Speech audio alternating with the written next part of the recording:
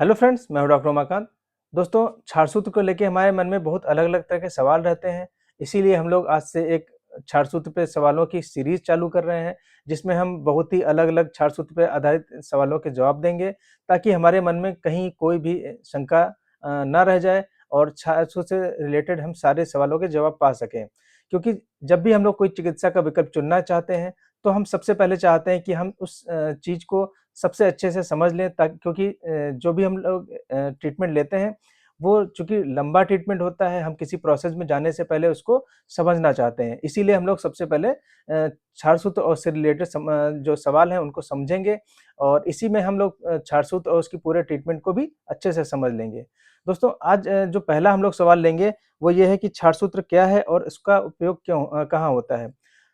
क्षार सूत्र क्या है और इसका उपयोग कहाँ होता है? दोस्तों, क्षार सूत्र को समझने के लिए सबसे पहले हम लोग को थोड़ा-सा ये समझना पड़ेगा कि हम लोग क्षार सूत्र का उपयोग करने क्यों जा रहे हैं? दोस्तों, हम लोग जो हमारी गुदा होती है, गुदा मार्ग होता है, मतलब एनोरेक्टल डिज़ीज़ होती हैं, जैसे पाइल्स है, फिस्टुला है, फिशर है, या हम लोग पाइलोनेडल साइनस में भी इसका उपयोग करते हैं। तो जो क्षार सूत्र होता है, उसका उपयोग हम लोग इसलिए करते हैं क्योंकि जो हमारा गुदा मार्ग है या जो हमारा मलद्वार है, जो हमारी एनस है, उसमें जो सर्जरी की बहुत जटिलताओं को हम लोग अवॉइड करना चाहते हैं। हम नहीं चाहते हैं कि हमारे इतने सेंसरी पार्ट में या मर्म स्थान में या इतने जो सेंसिटिव पार्ट है, वहाँ पे कोई इस तरह की सर्जरी हो जिसमें जटिलताएँ हों, क्योंकि हम लोग को मल त्याग के लिए रोज़ जाना पड़ता है।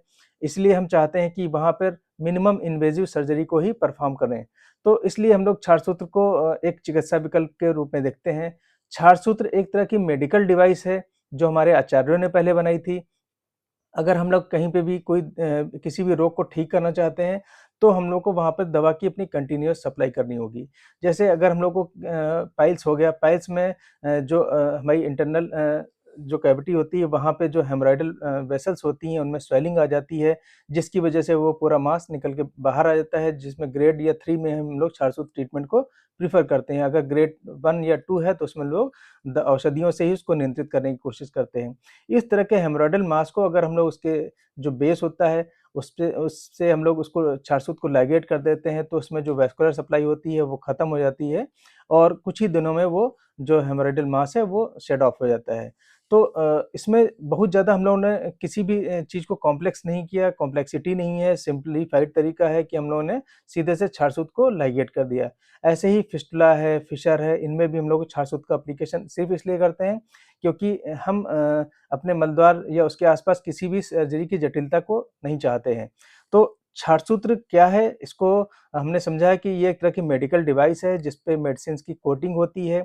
स्नूही, अपामार्ग और हरिद्रा की कोटिंग होती है। स्नूही क्षीर होता है और उसकी लगभग हम लोग 11 कोटिंग करते हैं। अपामार्ग क्षार की हम लोग लगभग 7 कोटिंग करते हैं और उसके ऊपर हम लोग हरिद्रा की लगभग 3 कोटिंग करते हैं। इस तरह 21 कोटिंग का एक क्षार सूत्र बन जाता है। ये बहुत ही पोटेंशिएट होता है और इस पे जो हम लोग मेडिसिन की कोटिंग करते हैं, ये जब भी हम जो कहीं पे भी इसका लाइगेशन करते हैं, कहीं पे भी बंधन करते हैं या एप्लीकेशन करते हैं, तो ये कंटीन्यूअसली धीरे-धीरे रिज़ॉल्व होकर वहाँ पे कंटीन्यूअस मेडिसिन की सप्लाई करता है।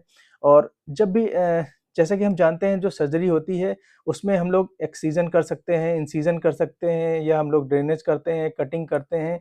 इस तरह की चीज़ों को हम लोग सर्जरी में परफ़ॉर्म करते हैं।